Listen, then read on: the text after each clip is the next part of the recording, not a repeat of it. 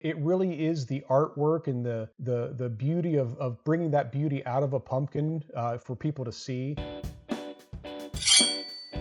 From Stingy Jack and his carved turnips to front porches all across America come October 31st. Good morning, good afternoon, and good evening. I'm Jason Burns. And I'm Danny Nucci, and this is What About Podcast. Was pumpkin carving an annual act in the Nucci house with the kids Absolutely growing up? fucking not.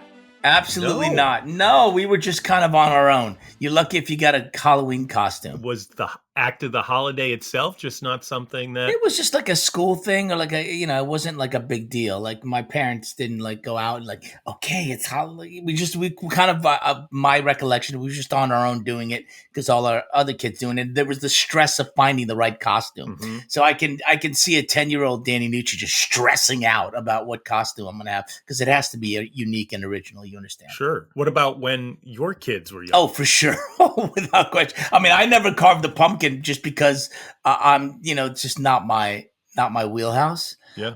But I would buy a carved pumpkin. Well, here in the Burns household, pumpkin carving is a big deal. And is it really? Oh my God! Have you seen my pictures of my living room come Halloween time? Well, I mean, it's not surprising given that that this is very much a part of your personality. Yes, I mean we have the 8-foot tall animatronics inside our house. The whole house goes full haunted house around Halloween. In fact, so there's like a whole thing going on. Our kids are not frightened of the frightening things. It's awesome. No, I know that's your thing. I love it. But come Halloween, when we do carve the pumpkins the night before, I'm all about freehand. I like to look at it, see what's going to be, much like our guest, Gus Smithhisler, who's amazing. But my wife is a stencil girl. She likes to do the stencils, which she's going to be very excited because there's a moment where Gus talks about stencils are okay. They're fine. Yeah. He gives permission. He totally does. Mm-hmm. It was so interesting to hear how he was an artist and kind of did it on his own, and then it turned into pumpkin, and now this is his friggin' life. It's amazing. And he's retiring from many years as an engineer to pursue pumpkin carving full time, which is just America, man. America. Yeah, I mean, if you listen to this and you don't know how to carve a pumpkin after this, then you haven't been listening. So without further ado, our guy, Gus Squashcarver, because it ain't a pumpkin, Smithhisler.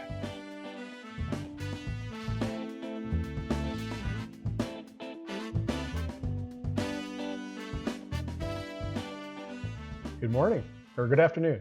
Well, it depends on where you are. I'm in Southern California. It is still morning here. All right. And it's friggin' hot. Gus, does anybody ever call you Gus Smithhisler anymore? You just Gus the Squashcarver. I mean, basically, that's it. Gus the Squashcarver. That's all anybody ever calls me.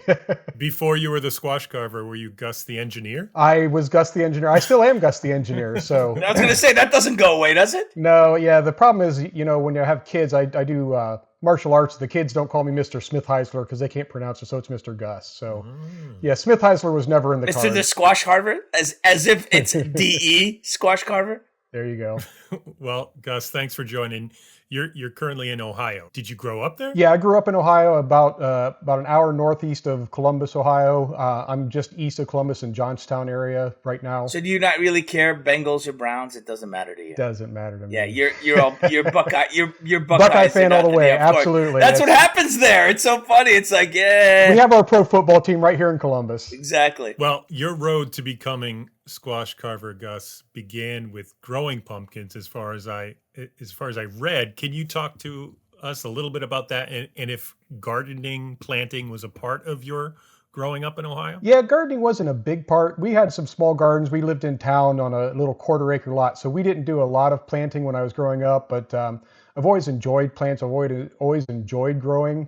When I discovered giant pumpkins and how fast they grow and how fascinating they are, and the chemistry involved and all the different things, it just hit me. It bit me like a bug. And where were you in your life when this happened? Like, what were you in the middle of? Because obviously this is the genesis of something that was to come. But what prompted it? Where were you? What was going on? I was a young engineer working daily basis. I lived around the corner from work, so it was easy to get home and take care of things. And so I started growing.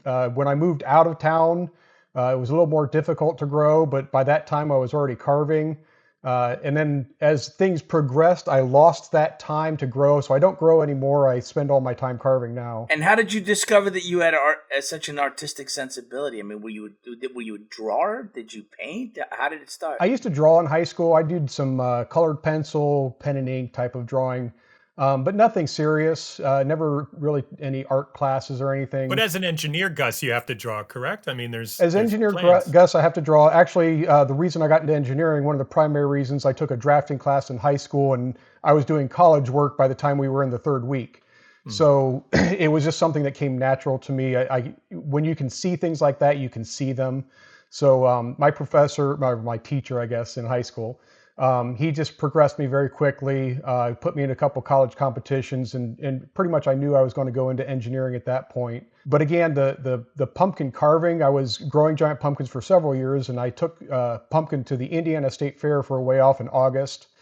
And one of the earliest weigh-offs that the pumpkin growers have. What is a weigh-off? A weigh-off is, I keep forgetting. People don't know all this stuff. Why? I don't, listen, there's a lot I don't know, so just strap yourself in. I'm going to be asking a lot of questions. So the bullshit stops when the tailgate drops. The giant pumpkin growers, we like to tell tales. We like to say how fast our pumpkin is growing.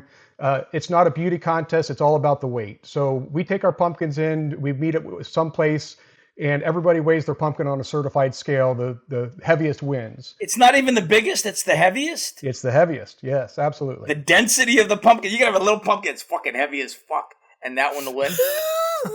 And that's when they check it for lead inside. Sure, of course. Of course. So yeah, so we were taking the seeds out, actually. So we were there for a couple of days. And I had a big knife, so I'm taking some seeds out of a giant pumpkin. And I'm like, they're pumpkins. Someone should carve one. They said, well, you have the knife, go ahead. I'm like, all right. So I started carving. And pretty soon people were coming up, that's pretty cool. Oh, wow, that's really nice. Oh, how long you been carving? About an hour now. Oh, no, how long you been carving professionally? Still an hour. About an hour now. So the next year they brought in a professional sculptor out of the West Coast. And they're like, wait a minute, they flew you here, they're paying for a hotel, and they're paying you to carve? Bring in the professional carver. Wait a minute here. So I'm like, holding out my hand. I'm like, okay, because they wanted me to carve the Indiana State Fair wanted me to carve a couple logos. Gus, let me just pause you there for a second. It's great. It's great. No, it's fantastic because it's so interesting. So here you are. You obviously have a talent for drawing. You took to it. You were drafting so well that you were already winning college contests in high school. Now, had you continued to draw just for fun, just for your own entertainment during this entire time? Not so much.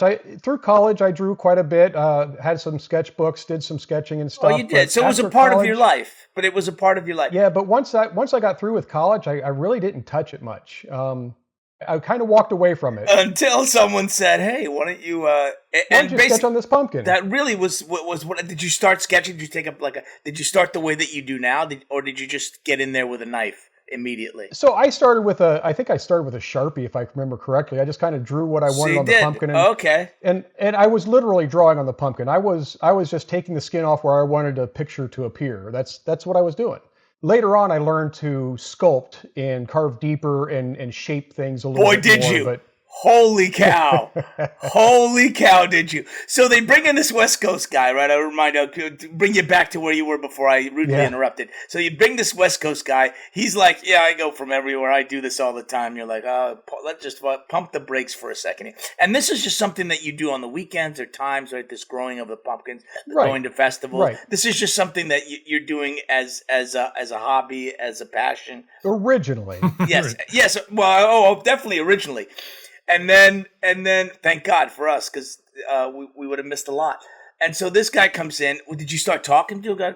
Can I pick your brain a second? What exactly does this entail, being a professional pumpkin carver? So it started off with that, but he was actually very eager to teach me, eager to share his knowledge. He's like, here, try this tool. Here, try this knife. Cut a little bit deeper here and get some shadow. So he kind of mentored me the times that I saw him. A couple of years there at the Indiana State Fair, and the irony there is the fair had a policy. They only had an entertainer there for 2 years, and then they hired somebody else. Well, Their logical choice was me. So by the second year, you were the guy? After the third year, right, after 2 years, then the third year, then I was the guy for a couple of years. And they didn't have to pay for travel that year either. Right, they saved on travel. So I carved for them for a couple of years. And at the time, I was going to restaurants and anywhere I could and just carving just logos and stuff like that. Were you married at this point? I was not, no. So wait, so automatically from the time that you saw this guy carving and that you had carved this pumpkin, you were like, I'm going to do this more often. I mean, it really did kick into Oh, it. absolutely. Like, yeah. I want to do more. So did you come back and go, I'm going to start carving it? And so by the time you got hired, you had now had some experience. You developed some tools and some skills. Absolutely. Yeah. So I learned which tools worked for me. Every carver is different. Every carver I ever meet has a different set of tools that they like. We have some similarities, obviously, but there's certain tools. I like a fish fillet knife. That's my number one carving tool. Other people like loop tools for ceramics. Other people like more of a kitchen knife. So it's all individual. But there's also some weird things in there, right? There's like erasers, the backs of pencils to push pieces out, all kinds of stuff that you could not think about when in the early days of your quest. I have a sharpened spoon in my case. Come on, I got chisels. What is a sharpened spoon? Take it to a grinder, put a sharp edge on it, man. You get a nice rounded edge. Oh my God, that's hilarious. So let's talk a little bit about your professional engineering career, Gus, because I was fascinated by that as well. I saw on your website that you design and build bridges, and you kind of mentioned this before, but I have some friends who are in this workspace engineering, and they look at things and they just know how it works. Is that how your brain always was? You could look at a bridge and say, I know how that's staying above the water. Yeah, my wife now, she's like, every time we cross a bridge, I'm explaining to her how it works. She's like, thank you, honey. It's what I look at. It's how my mind works. So yeah, I designed a lot of pedestrian trails and bridges for Ohio Department of Natural Resources, in addition to boat ramps and parking lots and a whole host of different things for about 30 years. Right now I'm working for the oil and gas division. We're plugging orphaned oil and gas wells. I'm actually anxious to retire here in November and be able to spend more time full time doing the sculpting work. Just after your busy season, nonetheless. Just after my busy season. It's just when the timing worked out. But yeah, I mean, this is it. This is, you're ramping up right now, aren't you? Absolutely. I've already done several carves. I just got back from Green Bay doing some carving for the Packers. I've carved for some major brands, advertising the Halloween movie franchise, a couple of advertisements for them, several fast food places, several major marketers. And then a bunch of local fairs and festivals. They're really my bread and butter. I've carved in Las Vegas. I've carved in Chicago, New York, Maine, Georgia, all over the country. So technically you won't be retiring. You'll just be moving on to more work. I'll be retiring from the state, but I am hoping to ramp this up. Cheese carving is a big thing in the off season. The pumpkin carving season is a very short season. I was in Green Bay. I was obviously carving cheese. What else would you do in Wisconsin, right? Well, I was going to say that must have been what was going on there. Butter's a big one too, right? There's a lot of butter carvings now at fairs and there is the butter. I've done only one butter sculpture so far, but I've been talking to these guys in Ohio trying to get in there. The cheese sculpture, the very large cheese sculpture, is another area that I've done once with a friend. Haven't really gotten into. That's a possibility. A lot of like grand openings for stores, events and stuff like that, 2, 3, 4 blocks of 40-pound blocks of cheese. So it's a lot of fun doing that. My kids watch a show called Gravity Falls, and they started this thing called Summerween in the show. And I saw Summerween was trending this year. Is any summer fruit? Is that possible? Like a watermelon? I just heard the Summerween name just on my flight back from Green Bay. That's the first time I've heard of it, so I'm definitely going to look into that. I have carved watermelon before. I carve other fruits and vegetables, and so yeah, that's certainly a thing that I can do. Usually, it's more themed on not Halloween. It's actually kind of ironic as a pumpkin carver. Very little of the stuff that I do is actually Halloween or scary based. Interesting. It's a lot of artwork, right? I mean, people just think like when you're growing up that you carve a couple of triangles and you got a face, but nowadays for what you're doing, it goes well beyond that. Which it's got to be, if you do something that you love, is there a part of you that goes, oh no, it's gonna wilt away, it's gonna rot? That's a lot of people ask me that, and that's never been an issue for me. part of what I'm doing is a performance art, like you guys, you know performance, Questionable. and I'm interacting with a crowd. I'm showing them what I'm doing. I'm teaching them. I love showing people what they do, and especially kids. I tell kids all the time, if you enjoy riding horses, you enjoy dancing, you enjoy music, always do that. Doesn't matter what your career leads you to. Do what you love to do, because you never know when an opportunity is going to show itself.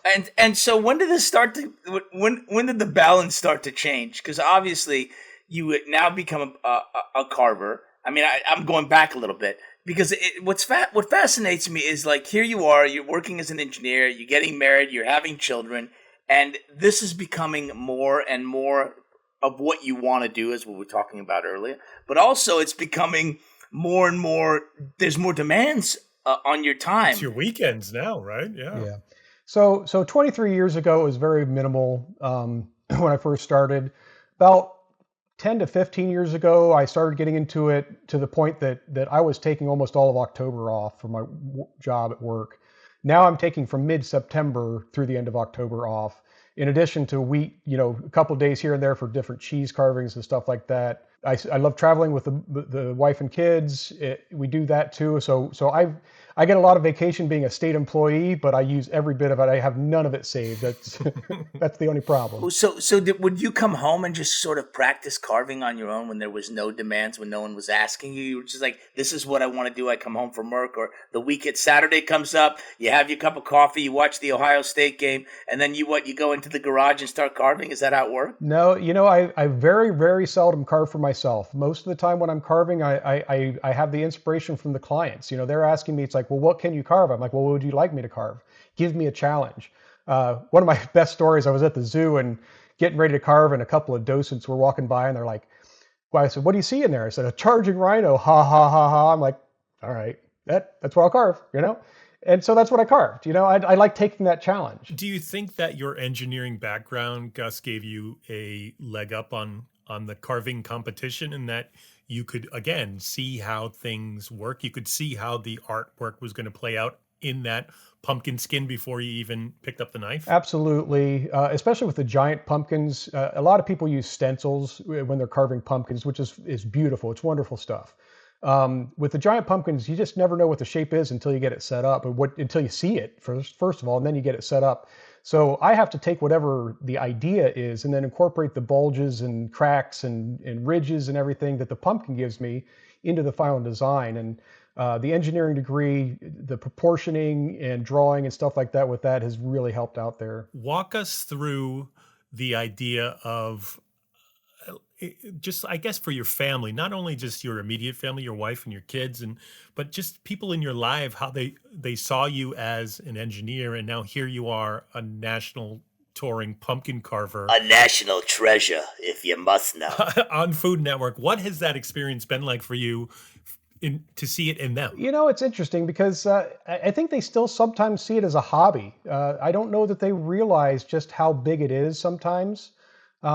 They do. They're proud of me. They save the articles and they're excited about it and everything. But I mean, you're on TV. I mean, how many people in Ohio are on TV? You know what I mean? Yeah, I don't think they sometimes realize just how big of a deal it is. And again, talking about retirement, my mom's like, "Oh, you're going to retire? How can you think about that?" And I'm like, "I have a job, Mom. Really, I do."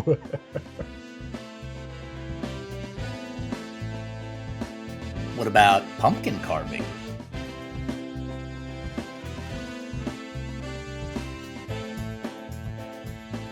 It really is performative in that, especially when you're at a fair or something like that, you become one of the events that they're coming to see. They're not just going on the Ferris wheel, they're coming to see Gus the Squashcarver. Right.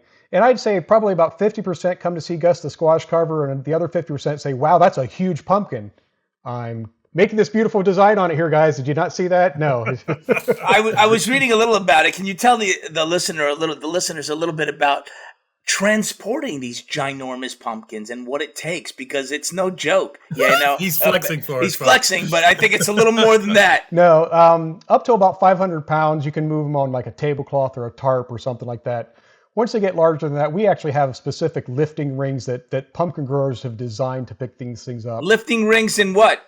What do you lift it with? It's a steel lifting ring with straps that go down around underneath the pumpkin, and then they attach to a crane. A crane, nonetheless. A crane, literally. These pumpkins are growing up to 3,000 pounds now. Have you carved a 3,000-pound pumpkin? They haven't reached 3,000 pounds yet.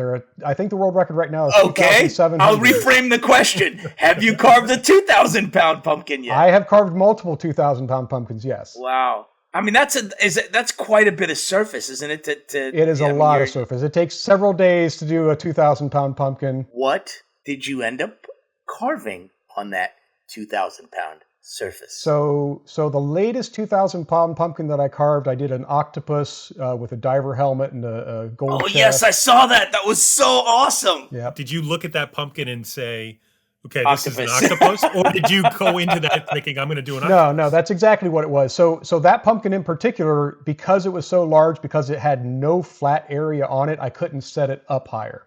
I had to carve it exactly as it was sitting. And I'm looking at that thing, looking at how round it is, and I'm like thinking, you know what? It's an octopus. So how do they do that, Gus? Because I garden, right? So I get it. You have to keep moving that giant thing around so it doesn't have a flat surface underneath it, right? So the grower of that 2,000-pound pumpkin kept shifting it around throughout its course of its growing life? So no, it had a very large flat space on the bottom, and that was the only way it was going to sit. Okay. When I talk about a flat space, usually like at the stem end, which we call the shoulders of the pumpkin, it'll be flat enough that I can tilt it over and set it up so that it'll set up right. That gives me a bigger canvas usually a little bit flatter. It gives me more volume to carve. Whereas this thing was sitting down flat, for a 2,000-pound pumpkin, it didn't give me as much vertical surface area as a 500-pound pumpkin. But it gave me a whole lot of horizontal space to work on. So I don't know what your upbringing was like, but did you celebrate Halloween? And is there a little bit of a nostalgic tinge to what you're doing in that you're like, okay, I remember sitting around my kitchen table with a butter knife trying to work myself through the rind of a pumpkin? You know, I carved my jack-o'-lanterns in Halloween and stuff like that, but it was nothing like what I do now. So it really doesn't equate. It really is the artwork and the beauty of bringing that beauty out of a pumpkin for people to see. So yeah, there's very little nostalgia to it for me personally. I know it has nostalgia for a lot of people. So I encourage people to bring that out. And again, if they have that nostalgia to take that to pumpkin carving and to create their own, I certainly encourage that. Now, will you have some pumpkins outside of your house there in Ohio? I mean, do the kids go, "Hey, Dad, can we put some outside?" Because I mean, that's a lot of pressure. I was going to say that's a lot of pressure, Gus. Better be damn good. Every year I carve some with my boys. We always have a couple pumpkins out there. But the funny thing about our yard is we have giant, 1,000-pound pumpkins sitting all over our yard with rotting, molding designs on them because I have to dispose of them for these people. They have no way of getting rid of them. Oh man, I never thought about that. So I just throw them back on my trailer and throw them off in my backyard. So do you have folks who just drive by to see what Gus has in his yard at any given time this time of year? I've had a few people drive by, yeah. So you mentioned a bit of the tools, Gus, for that you like to use, but for somebody who wants to try this and get their feet wet in pumpkin carving design, like what should they put in their toolbox? What are some must-haves? So a good sharp knife is obviously a must, and it needs to be comfortable in your hands. That's the number one thing. If it's not comfortable in your hands, it's not a tool you need to use. I personally use a fillet knife. I like the feel of it. It's a nice, thin, flexible knife. But I always keep my hand behind the blade. That's the key thing that I tell people when they're carving a pumpkin. The hand that's holding the handle is never the carving hand.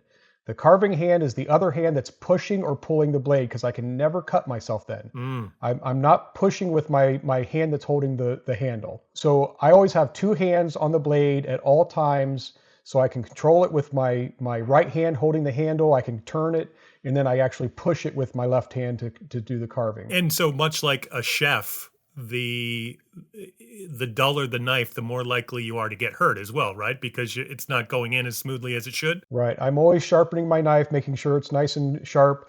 All my other tools are either sharpened or I get new tools each year to make sure they're good and sharp and go through the pumpkin quickly. Yes. So would you recommend starting with a Sharpie or an erasable pen, or is there a particular kind of pen that you recommend to start with? Yeah, the dry erase markers work pretty well on pumpkins. Dry erase. A very soft crayon will work well on pumpkins if you can find them.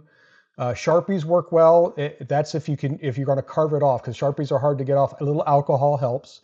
And I'm not talking bourbon. I'm talking, isopropyl alcohol. Sure. But never hurts. Sure, of course. So yeah, a Sharpie or like I said, a dry erase marker or a soft crayon is what I use to try to draw something on there. And I'm just drawing to get the basic proportions. Really, all the design is done in my head and done with the knife. And you had mentioned that other carver who came out to the Indiana State Fair and sort of talked you through some things. You had mentioned how you can add some dimensions and stuff like that. And I think for regular folks who are at home carving pumpkins, you think, okay, you just push it all the way through and that's that. But there really is an art to not cutting all the way through to the inside, correct? And leaving some of the flesh on there. Yeah. You'll see a lot of pumpkin carvers, pumpkin sculptors. The first thing they'll do is they'll carve off all the flesh. It's actually one of my trademarks is that I always leave some of the orange on there, or some of the green, or some of the yellow, whatever color the pumpkin is. I like to leave that color because that's an extra dimension that I can add to it. It makes it more difficult because now I have to carve and not take that off. But that's what I do. The other thing I'll tell people is get to know the thickness of a pumpkin. When you pick up two pumpkins of identical size, you know the heavier one's going to have thicker walls. That's the one you want to take. You're going to have 1.5 inches to 2 inches of flesh to go in there. Carve shallow for some things, carve deeper, and carve underneath to create some shadow on other things. And that's really how you get started in the sculpture world is by experimenting with that. And how hard is it to keep that thin layer so that you don't see all the way through the pumpkin? You can light it underneath through that thin layer. I mean, that can't be easy. When I light them, what I do is I carve from the front and I just do what I need to do.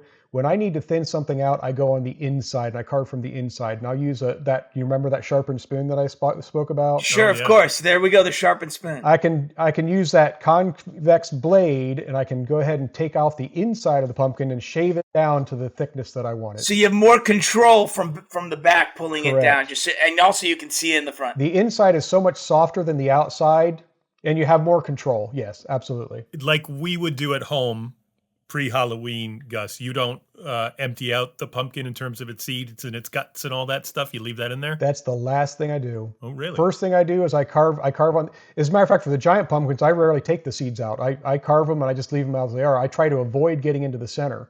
Pumpkins rot from the inside out. The inside is where all the soft stuff is. So if I can just carve on the outside, my client then has a pumpkin that'll last a little bit longer. And then if I do get to the inside, then I can actually go hog wild and create some different shapes and stuff. So if you look through some of the pictures, you'll see some of them are cut through and I'll light them and I'll do some interesting stuff with them. But many of them are cut so that they don't go through the inside. If I do need the seeds out for the grower, because they have like genetics like racehorses, they keep track of those things. So I'll cut in from the backside and get the seeds out. So if a client comes to you, let's say it's Universal and they want to do a Tyrannosaurus pumpkin for the new Jurassic Park movie, do they help you find the pumpkin or do you go out and try to find the right pumpkin for the job? I'll go out and try to find the right pumpkin for the job. I know what I'm looking for. I can recommend to them what size they want. I can know what colors, thicknesses, and stuff like that for what I'm trying to design. I know growers all over the country. I have a network of growers I can choose from, and I can ask around and try to find what they need. I love that. I got a pumpkin guy. You know, like I got a guy. I got a guy. I need a 2000. I need a 2000 guy. I got a guy in Georgia. I got guys everywhere. I got 50-pound pumpkin guys. I got 2,000-pound pumpkin guys. Absolutely. So, what were some of the early mistakes that you had made, Gus, even in those, like that first day at the Indiana State Fair where you were carving, that you would recommend to other people to look out for if they were starting down this road? I'm an artist. I don't make mistakes. I make happy little accidents. Of course. I'm going to borrow from Bob Ross there. Of course. Sure. I'll tell you one of my famous mistakes. I was carving a tractor with a farmer on it. He had this nice wide-brimmed hat, and with one swipe of the knife, he was wearing a ball cap. It's just... You're carving and someone says you've spelled that wrong. You're like, you just take the knife, you cut it all off and you start over again, carve a little deeper. Everything's correctable. That's the thing, especially when you're sculpting. You start out shallow, start out small. Once you have it where you want it, then you can go deeper. Then you can put more detail into it. Well, that's what I noticed with your time lapse videos is that, like, I think I saw the butterfly on the flower, and you started very shallow on that, and as it progressed, it got deeper and deeper and more detailed, which I thought was really cool. Yeah, and that's how you control the mistakes. Basically, is you get the basic shapes that you want, you make sure it's where you want it to be, and then you carve back from there. You carve underneath, you give it its step. So pumpkins are very forgiving when it comes to being a canvas. They can be. At this time where we are in a social media age, does it make it a great time to be a pumpkin carver? Because I would imagine a lot of your clients want these designs to put up on Instagram and promote something in a unique way. Yeah, I'd say my business anymore is about 50-50. Live carving events versus doing videos for clients. I have a studio space set up with the lighting and everything. That's why I have the microphone and the headphones and everything. My wife is my producer. We don't always get along in that. We have our arguments, but you're letting out too many trade secrets, Gus. Sure. Listen, it's always good to have a producer that's willing to tell you no. Yeah, she is. Yes. Yeah, it's good. It's good. It's why it works. You're the artist now. Did you realize that was going to be the case? You're the artist, and she's the producer going, now listen, we've got to reel you in here. She's the technical guru. I had her set up the microphone and the computer and everything. I don't know that stuff. That's all her. Great. So, Gus, I saw that there are 150 varieties of pumpkins worldwide. How many do you think you've carved, and what's the best to sink a scalpel into, or a fillet knife? So 99% of what I carve is Atlantic Giant. They're the big boys. They're the ones that grow to 3,000 pounds. They grow. I can get a 100-pound to 500-pound to 1,000-pound pumpkin fairly easily. That's not what we buy at Home Depot before Halloween. You can sometimes find Atlantic Giants, but the ones that are growing, the big ones, you got to get in with the growers. You got to get some seeds with good genetics. I mentioned they keep hold of those genetics like racehorses do. They know the genetics. Some seeds can sell for $500 to $1,000 a seed. Oof. Yeah. Wow. So the world record holders, they're growing seeds that they bought, and they're really putting a lot of money into them with fertilizers and pesticides and so forth. And that's to go to the fairs and try to win the contest. Is it less about the money windfall and more the bragging rights at that point? It's a little bit about both. Some of these festivals offer some big money for the big pumpkins. So there is some money available in it if you're the winner. If you're not the winner, it's not so much. But then you have people like me who will buy them from them. To sculpt them. So the sculptors out there like me, we create a market for those pumpkins. So it really feeds itself very well. That's cool. Yeah, no, that's great. And I get to help out the growers. Yeah. We have a listener question for you. All right. This one comes from Randy G. And Randy wants to know, I've seen your far more delicious cheese sculptures. Do you snack while you're carving? The pumpkins taste awful. The cheese is delicious. Delicious. So yes, absolutely. Will we take a little bit and just have a little bit? Come on. Is that true? Has that happened? I eat so much cheese while I'm carving. Oh, that's hilarious. Too much cheese. I probably eat 1.5 pounds of cheese when I'm carving, and it's way too much cheese.